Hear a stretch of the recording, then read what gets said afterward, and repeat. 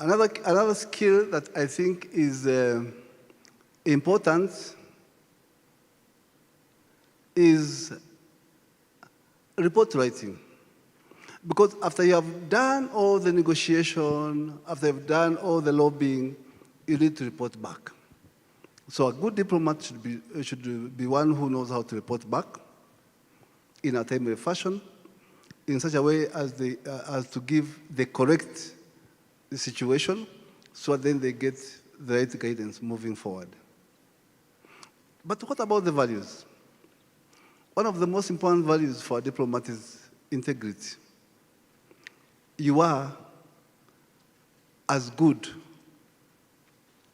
as the trust that people have for you, for what you say, for what you represent. Another value which is key for a diplomat is patriotism. People associate diplomacy with a high-flying life, with a lot of travel, with privilege. Rarely do people know that for you to be a good diplomat, you've got to be that person who is able to sacrifice your time, sacrifice your energy, go beyond the call of duty. A diplomat is one person who will not switch off the phone at night. A good diplomat should have good etiquette. There should be people who value relationships, people who value friendship. So you've got to be friendly. And everything that it takes for you to be friendly at all times, even at the most difficult times, even for people who might have disappointed you, you've got to continue, offering a hand of friendship, a hand of collaboration, and, in the best manner possible. That's why even when it comes to phone etiquette, or when it comes to email etiquette, when it comes to letter writing etiquette, you've got to have the best because you value friendship. I think for now, I would like to stop there so that maybe somebody else can chip in. But those are some of the values I find quite important in diplomacy. Thank you. Thank you very much, Balozi. Yes, round of applause, thank you. Beatrice. Oh, sorry. From your perspective, how can young diplomats balance advocacy for global trends like sustainability and inclusivity with Kenya's traditional diplomatic priorities? Thank you. Thank you very much. Please read that question again. From your perspective, yes, how can young diplomats balance advocacy for global trends like sustainability and inclusivity with Kenya's traditional diplomatic priorities? All right. Thank you very much. I think for you to strike that balance, first you need to know what your country's priorities are. And as a diplomat, always know that your first priority is to promote your country's priorities. That does not mean that you will be aloof to the global trends or what other countries are pushing for. You need to listen, you need to read between the lines so that you understand whether those global trends are in line with your country's priorities or not. Have a listening ear, be accommodating, and when the country's priority runs counter to whatever may be the global trend at that point, say it, but say it with grace, with understanding, so that it does not appear as if you're standoffish or aloof to what other countries' interests are. Because everyone is pushing for their interests, but always be focused on the interests of your country. And sometimes your personal view on an issue may also run counter to your country's view. Always remember, as a diplomat, you speak for your country, so you have to advance your country's position. Thank you. Round of applause, please. Thank you. Balozi, in my interaction with you, I think my very first interaction was when you were director in Asia. And you found a bunch of us new cadets, I think by the lift, and we were talking, catching up, and you took the time to just stop and say hi, which is something that I really remember. And it now ties into my question of what are the challenges, some of the challenges you've encountered mentoring young diplomats, and how can those challenges be addressed? Thank you very much. Well, whichever undertaking you embark on, usually there are initial difficulties. And that is the same when you're trying to mentor a young person into a diplomat. One of the most common obstacles is speed, because young people are very fast. They want to be something else today, and tomorrow they want to wake up and they're something else. And now, for you to be able to show this young person that you need time to grow a skill, you need time to develop in a given area, it takes some time because of the impatience. So I would say one of the biggest challenges is impatience. But at the same time, I don't usually find it so much of a problem mentoring young people, and that's why it was, for you, a good impression when I was trying to mentor you, because young people are also very fast. They are fast learners, for one, and also they are flexible. So using their strength in fast learning and flexibility, any young person can be turned from whatever they are, maybe from an engineer or a lawyer or an economist, into a very good diplomat. And therefore, there's nothing I find more fulfilling than mentoring people from whichever background to become diplomats. Thank you. Thank you very much. So now I have a question for both of you, since you are very seasoned diplomats. What do you think are some of the steps that can be taken to ensure, in your experience, that those experiences are effectively passed down to young diplomats? It's not just us in the ministry, but even the young diplomats in the audience. If they interact with you, what are those steps that you feel can be taken to just pass down the lessons, pass down the experience? All right, thank you very much. First, speaking about within the ministry, I think the way the directorates are structured, it already offers an opportunity for mentorship. So my encouragement is that we take advantage of that, because you'll find that there are several generations of experience in each directorate. So for the younger generation there, ask questions. Don't be afraid to ask. Share your ideas and ask those that have been longer in the service how they view it. Would it work, or can it be tweaked in a different way so that it works?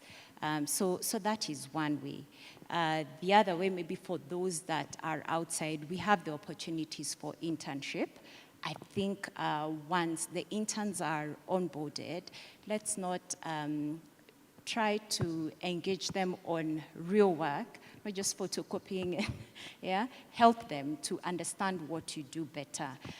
What was done the other day during the open day, I think that was fantastic. And I think the ministry can get out more to engage. The Kenya Model UN program, when those invitations come, I think it's good if there's more than one participant from the ministry, a participant in the audience, so that the university students know that there's somebody from the ministry and can be there throughout the day to engage with them, so that they have a practical experience of what to do. So I think that's one. I think another thing that can be done is to deliberately form mentorship cells. See whether there are any senior diplomats who want to actively engage in mentorship, and whether there are mentees who are willing to be mentored, and form cells. I think that would be a very deliberate action on our end. Thank you. Maloze? Thank you very much. Now, from my experience, I think what I pass on to younger diplomats, and I would not hesitate to pass on to anybody in this audience, is the fact that a career in diplomacy is a most fulfilling career. Because diplomacy is not just a profession. It's also a lifestyle.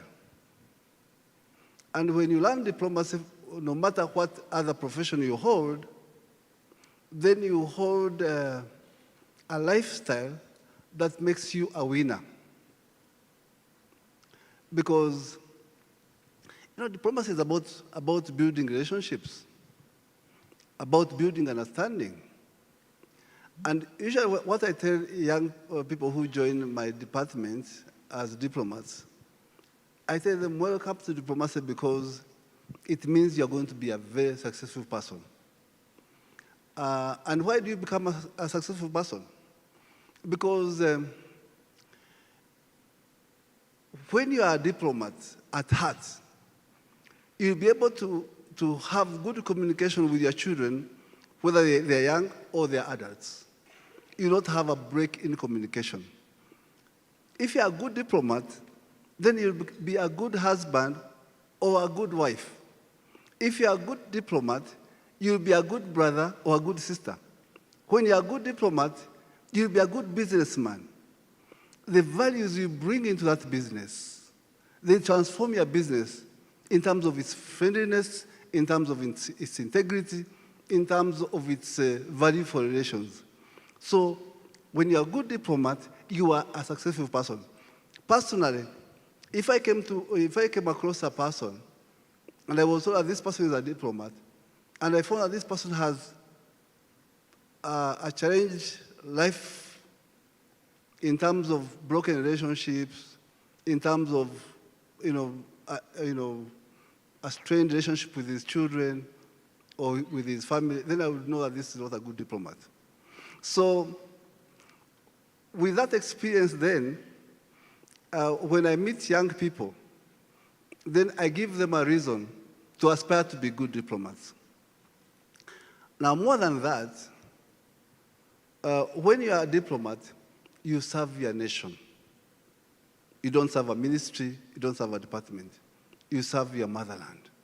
And there is no greater honor than to serve our mother nation of Kenya. You feel that you are connected to the very foundations of your country. And that sense of pride, that sense of fulfillment surpasses every other thing you ever do in life.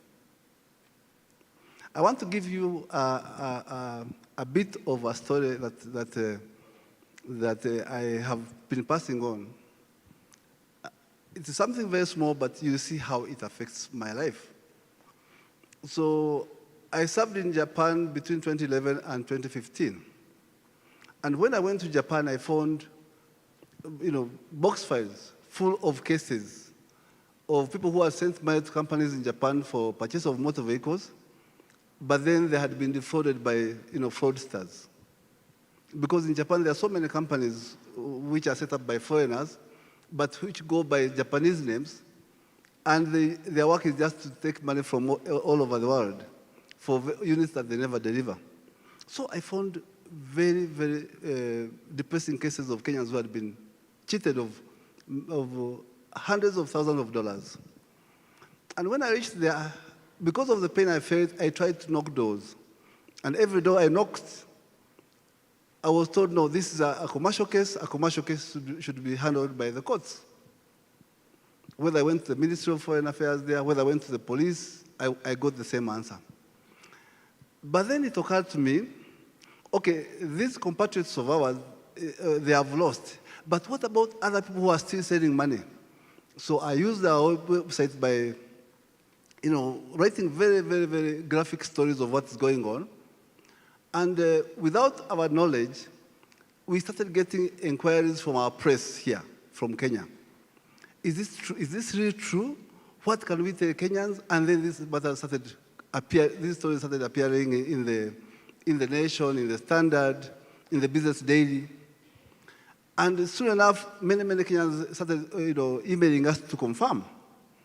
And once that information went out there, the cases of Kenyans who are sending money to unknown companies in Japan went down. The Japanese motor vehicle dealers started forming alliances, associations, through which they were offering security for people who are sending money to Japan. Within 1 year, the cases dropped from like 10 a week to none. Sometimes we even had one case of a conned Kenyan in 6 months. And that was so fulfilling. But what was more fulfilling was a Kenyan who had been defrauded about $14,000 US. And then I went out and reached out only to discover that the person who had done that was a student from a neighboring country. So I called the student, and of course, I threatened to out him to the government. The student brought me the money. I came back here in Kenya, and I gave this money to the lady, a professor at the university, at the Jomo Kenyatta University. The joy that this lady felt, that the hug she gave me, I will never forget it. So diplomacy is so fulfilling because it connects you with the very heart of your nation. And I would pray that one day all of us would have a chance to do what we do. And may God bless you as you aspire. Thank you. Thank you very much. By way of conclusion, I know we're out of time. So for the audience, for the young diplomats in the audience, I'd like to pose a question to you. And it is, how can you continue to engage and collaborate to support the diplomatic agenda in Kenya?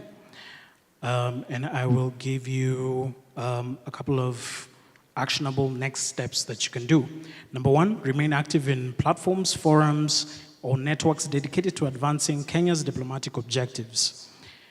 Very easy way of doing this, engage us on social media, follow PS, follow PCS, follow the MFA handles. Make sure you stay updated on what is happening with the diplomatic agenda. Number two, submit proposals and ideas. You see the diplomatic pitch that just happened here.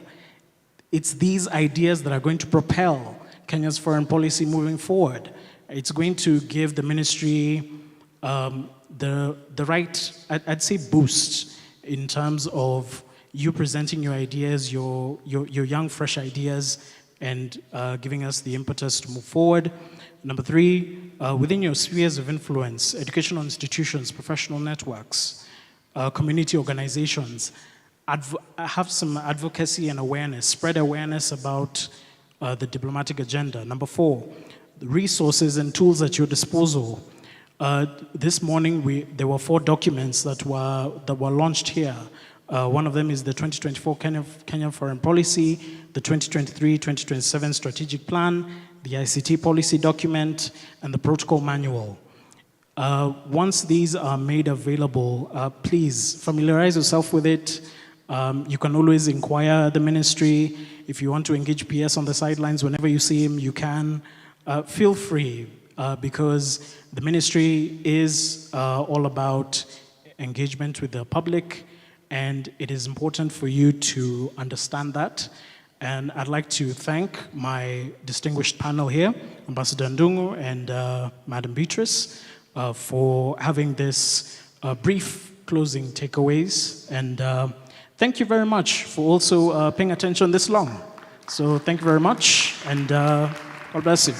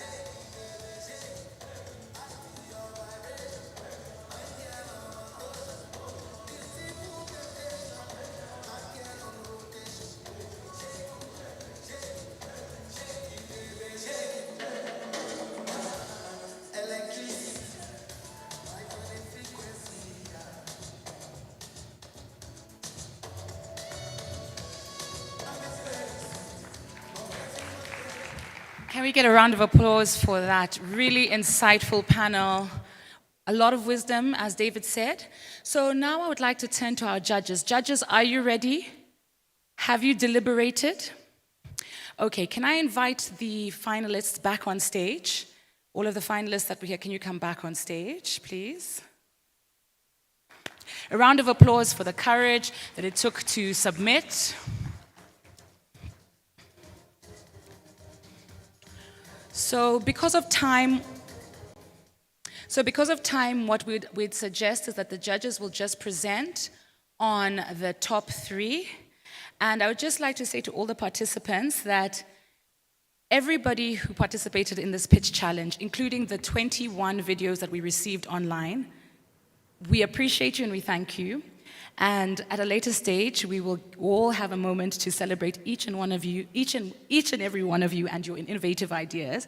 And the PS has graciously agreed to host a session with you in which we can do an exchange and handover of a participation certificate to all of those that didn't make it. Because every voice and every idea is important. So round of applause to everybody who submitted an idea. Judges, over to you.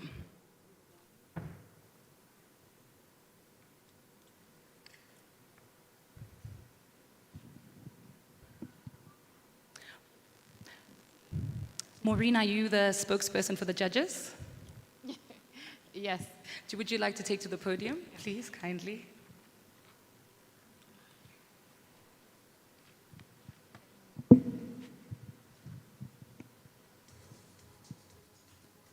Round of applause to our judges. I'm sure it was hard. If it was as hard as the shortlist, I don't envy you. Okay, so it was very tough to decide because all of you have brilliant ideas and practical ones as well, and they're very timely. I'm sure the audience agrees. As much as we will announce, I'll go ahead to announce number 1, number 2, number 3. It does not nullify your idea if you don't make it. It just makes you the better person, and actually, you should be proud of yourself to be on this stage right now. So I believe the audience agrees with me that we'll still applaud you and we'll want you to still grow your idea going forward. So thank you so much. I'll go ahead to call number 3. So the contestant or the participant who managed to be number 3 from the selection of the judges is Joanne Shah.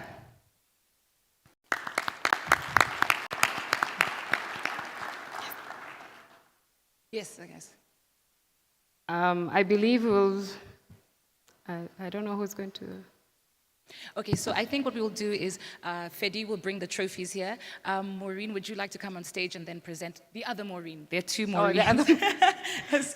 So this is Maureen from Huawei, and they supported this event with some lovely goodies, a lot of the giveaways. So Maureen, would you like to come on stage and do the handover of the trophies?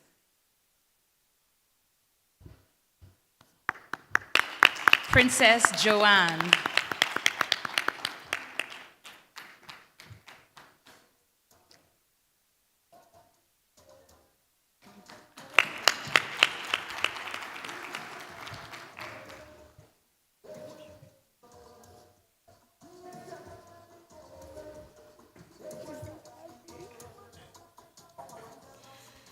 So over to the second runners-up goes to Lisa Oma.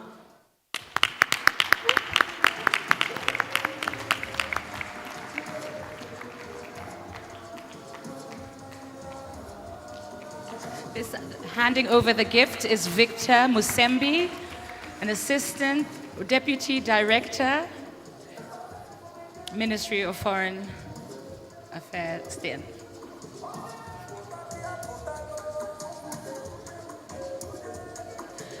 Lastly, we'll call on Gloria to hand over the final. This is the moment of truth. It's the tension in the air. Can we have a drum roll, please? Drum roll.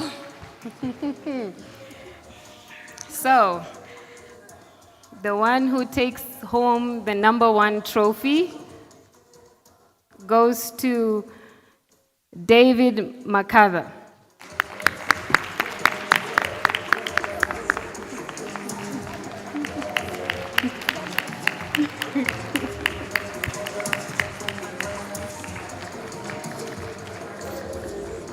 We'll have a photo session of all the contestants and the judges. You can please join us on stage with all the contestants. P.S., would you like to join the young future diplomats on stage for this photo? This is the future of the foreign affairs, standing right before you with amazing ideas. Thank you.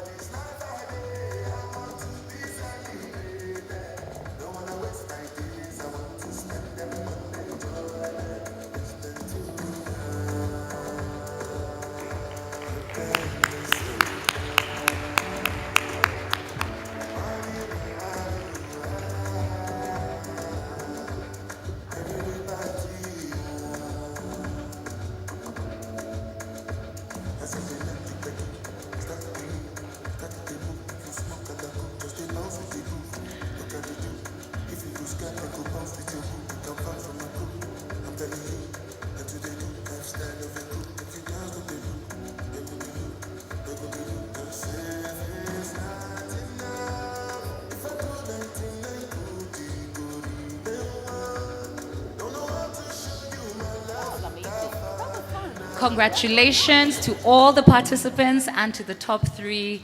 We are so excited to see your ideas come to life. Now we're moving into the final session. Thank you all for your patience. I'd like to invite my colleague Paulino Pemo to welcome the Director General.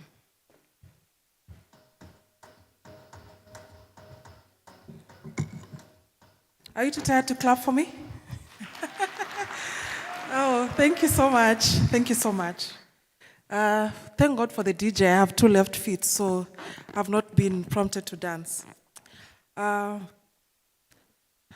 Principal Secretary, State Department for Foreign Affairs, our Director General for Political and Diplomatic Affairs, Ambassador Barine, former Ambassador, Ambassador Salim, distinguished guests, colleagues, senior colleagues, seasoned diplomats, aspiring diplomats, good evening.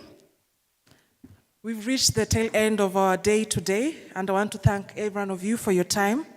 Mine is very simple, to invite our DG, Ambassador Barine, to come and give us the closing remarks. But before I do that, I'd like to thank all the voices that have been here on stage today. And it's true that in order for us to churn out an effective diplomatic workforce, we must be alive to the new and emerging global trends. And we have to be alive to these trends within the priorities of our countries. So that is a big takeaway lesson for us. And to invite Ambassador Barine, perhaps I would like to give you a brief introduction of who Ambassador Barine is. Ambassador Barine is a distinguished Kenyan diplomat who has held significant roles, including most recently serving as Kenya's High Commissioner to Accra in Ghana.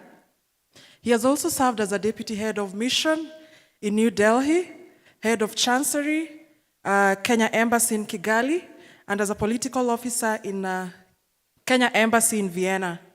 Ambassador Barine currently serves as a Director General of Political and Diplomatic Affairs in the Ministry of Foreign and Diplomatic Affairs. In his previous roles, he has served as a Director in the Liaison, Parliamentary and County Affairs Directorate, as well as an acting head of the Public Affairs and Communication Directorate. He has also served as an officer in the Americas Directorate in a PS's office previously, and also in the Americas Directorate. Ladies and gentlemen, kindly let us offer Ambassador Barine an applause as he comes to the stage to make his closing remarks. Thank you so much. Welcome, Balozi.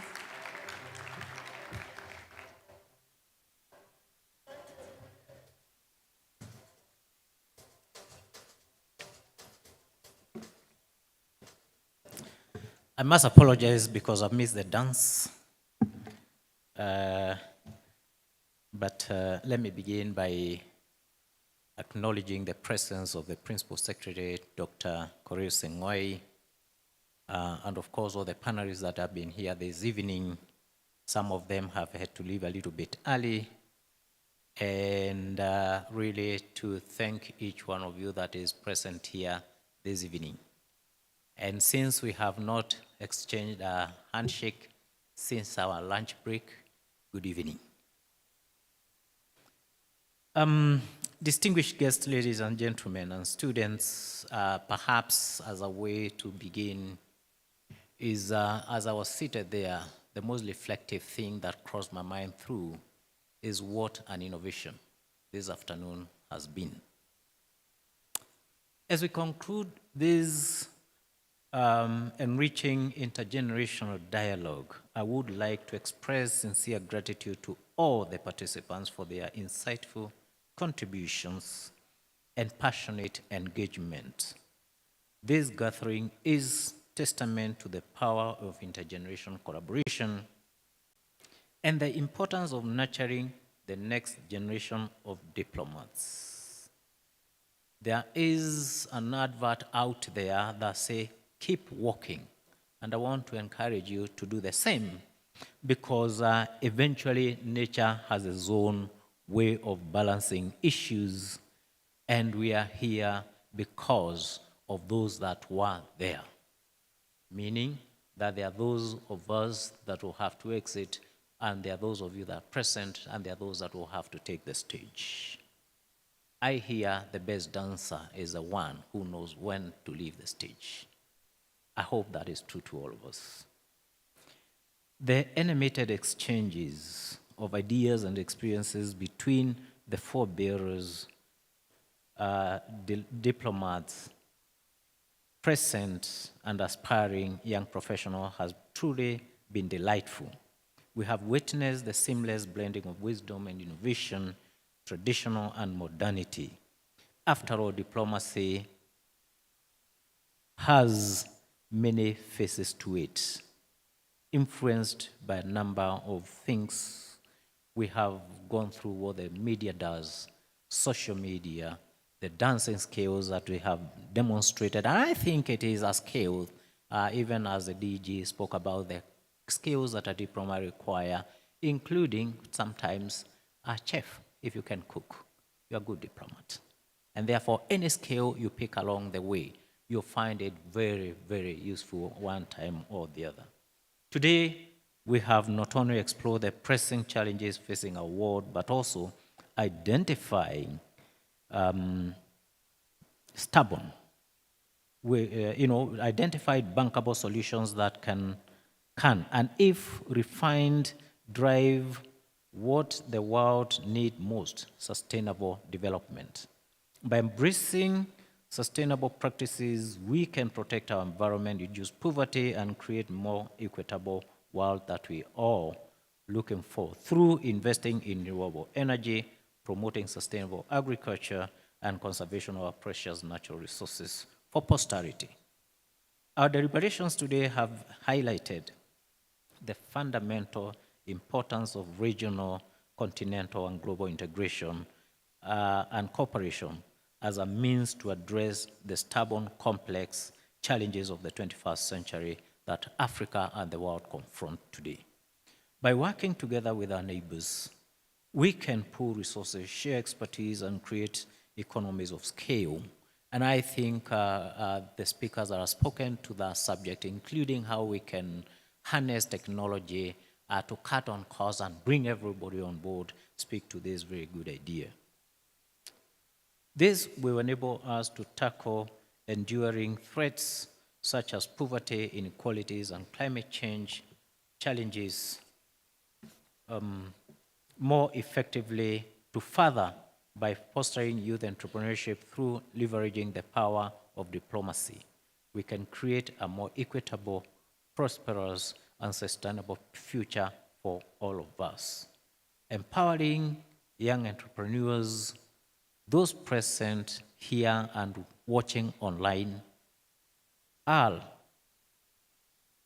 harnessing, creating jobs and economic growth, fostering a culture of innovation and problem solving.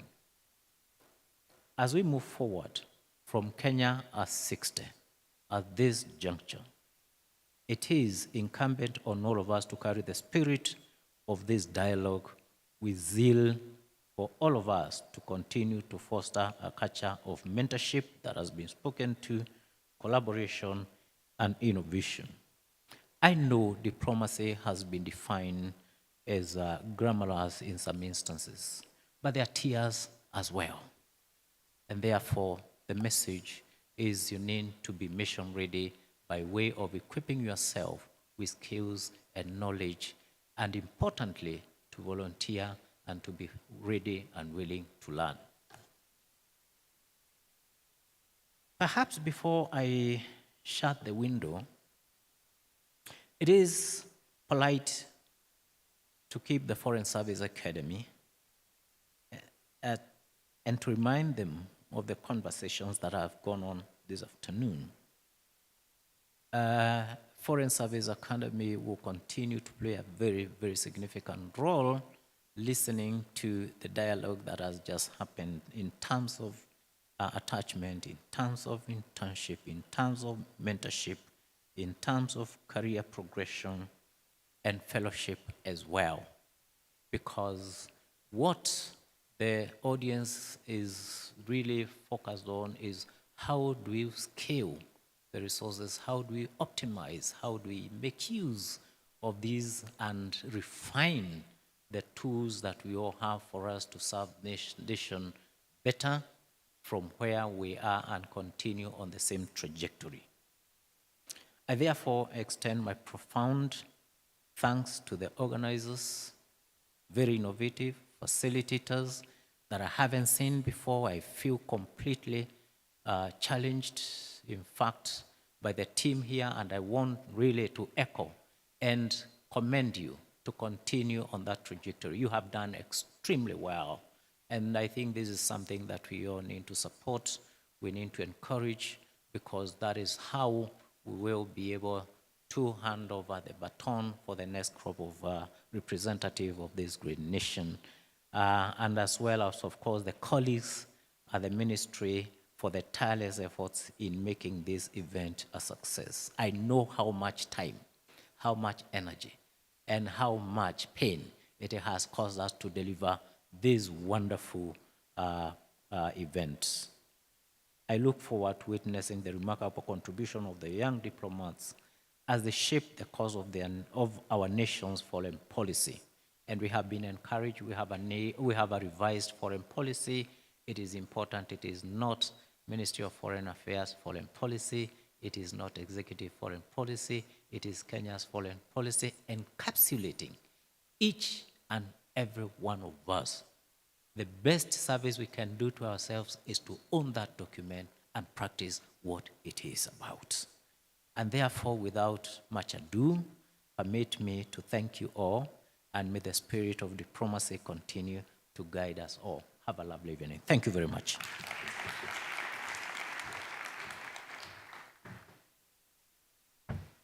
Let's give Ambassador Barini another round of applause. Thank you very much. We've now come to the tail end of our event. And before that, I'd like to, first of all, thank you, the Principal Secretary, for offering his time to be here with us today. I'd like to remind the audiences that we have a photo booth that will give us instant photos. So we'd also like again to graciously request our senior leadership, if you could spare a few minutes after the event to take some photos with the young and aspiring diplomats. Lastly, allow me to welcome my colleague, Amayai Adanje, to come and give or move the vote of thanks. She's a third secretary at the State Department of Foreign Affairs. She holds a Bachelor of Arts degree in Peace and Conflict Transformation from Daystar University. And she's currently serving at the Directorate of Economic and Commercial Directorate. Let's clap for Amaya as she comes on stage. Thank you.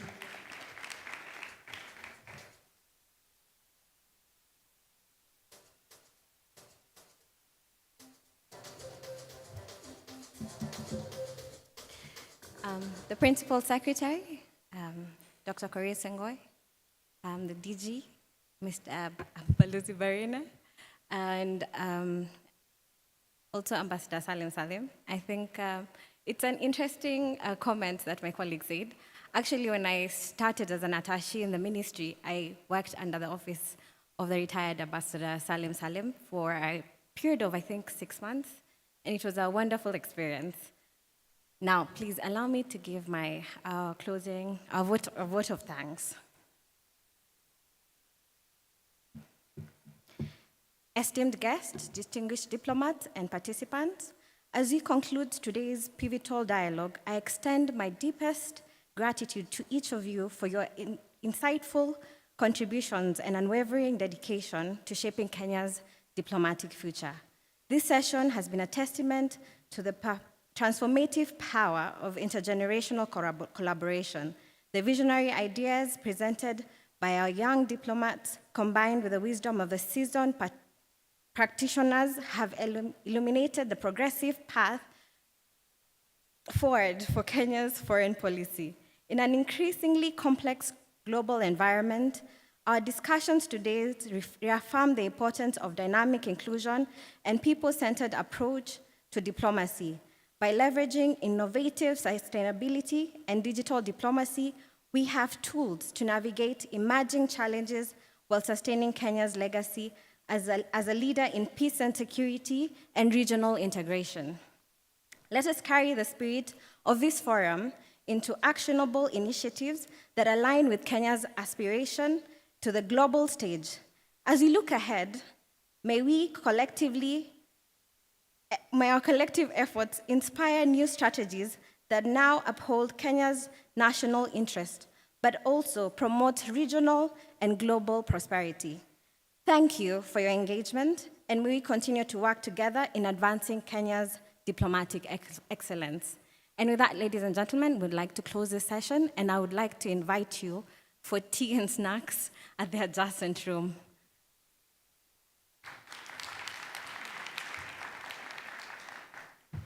Thank you very much. We've come to the tail end of our event today. I'd like to request that we take a group photo at the staircase outside Savo Ballroom with the PS. Kindly, my colleagues, let's assist in leading the audience outside for a group photo.